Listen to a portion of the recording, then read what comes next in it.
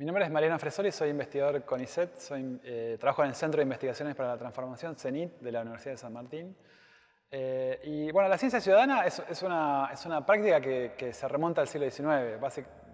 Hay gente que dice que Darwin, que enviaba más de 400 cartas por año, hacía una suerte de ciencia ciudadana porque consultaba un montón de cosas sobre bueno, especímenes y insectos a distintos funcionarios y gente del Imperio Británico.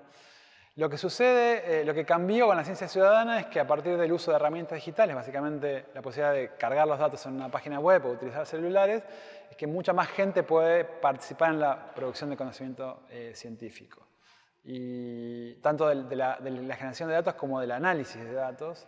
Y eso genera como que haya casos como IBER o Galaxy Zoo que tienen más de 100.000, 200.000 usuarios. Y eso está cambiando la escala de la colaboración ciudadana en la producción de conocimiento científico.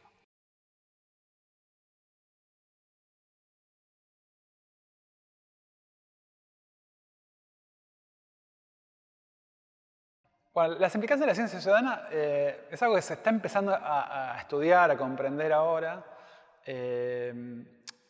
Lo que sucede es que, por un lado, hay un proceso de mayor compromiso o de democratización del conocimiento, porque hay gente que no participa en la producción de conocimiento científico, empieza a colaborar y, por lo tanto, a informarse y aprender cómo se hace una investigación científica. Entonces, eso contribuye no solo a la legitimación de la ciencia, sino también a que se democratice ese conocimiento.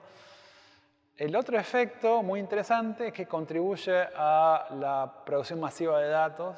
¿Sí? Entonces, por ejemplo, IBER en Argentina, que es una iniciativa de avistaje de aves, entre 2013 y 2015, con 1.000 colaboradores, mapearon el 95% de las especies de ave del país. ¿Sí? Y eso probablemente no se hubiera podido hacer si no hubieran existido esas 1.000 personas que voluntariamente subieron datos de avistaje de aves al sitio de IBER. Entonces, esa cantidad de colaboración, esa cantidad de gente colaborando, lo que hace es cambiar la escala de lo que se puede hacer en torno a tanto recolección de datos como también de análisis de datos. Y suma a la Big Data en ciencia abierta, que el efecto más interesante ahí es que los científicos dejan de pensar en términos de poblaciones, de muestras, por decirlo así, y empiezan a pensar en términos de poblaciones. Así que básicamente es un cambio de escala lo que sucede.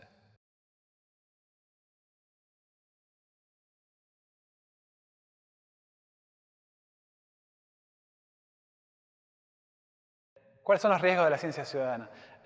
Uno de los riesgos es efectivamente que los ciudadanos solamente sean una parte, un recurso humano, ¿sí?, para el científico. Cuando en realidad lo que se trata de la ciencia ciudadana es de formar ciudadanía científica, que es una cosa muy diferente a hacer data entry.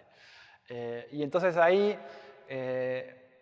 me parece que la gente que hace ciencia ciudadana, los científicos que hacen ciencia ciudadana y también los institutos de financiamiento tienen que pensar en un camino de formación de esos ciudadanos. O sea, cómo los científicos proveen herramientas para que los ciudadanos aprendan el proceso de investigación científica, aprendan a pensar en términos científicos, aprendan a pensar en términos del análisis de datos, que es lo que en definitiva va a ayudar a corrernos o evitar los riesgos más severos que enfrenta la ciencia ahora, que es el problema de la posverdad.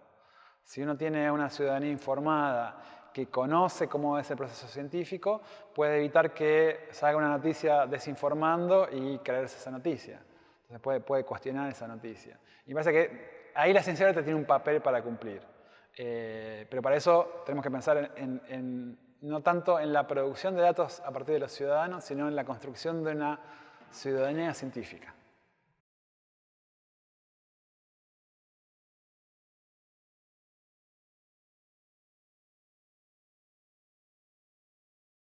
En Argentina todavía no existen iniciativas que apoyan la ciencia ciudadana a partir del financiamiento.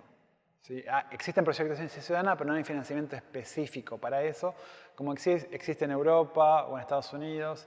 Estados Unidos incluso tiene kits de formación de ciencia ciudadana, y tanto Europa como Estados Unidos tienen asociaciones de ciencia ciudadana que están financiadas por el Estado en parte. Creo que ese es el paso que se viene ahora, eso es lo que podríamos hablar con Diego Torres o con Joaquín Cochero, que son de los líderes de ciencia ciudadana en Argentina. Lo interesante es que hay muchos proyectos que están surgiendo en Argentina. Y también es interesante que esos proyectos se hacen con poco dinero. O sea, no es una erogación muy grande, pero si realmente queremos que eso se convierta en algo más que generación de datos, bueno, hay que empezar a pensar esas herramientas de formación que tienen que ver con un poco las cosas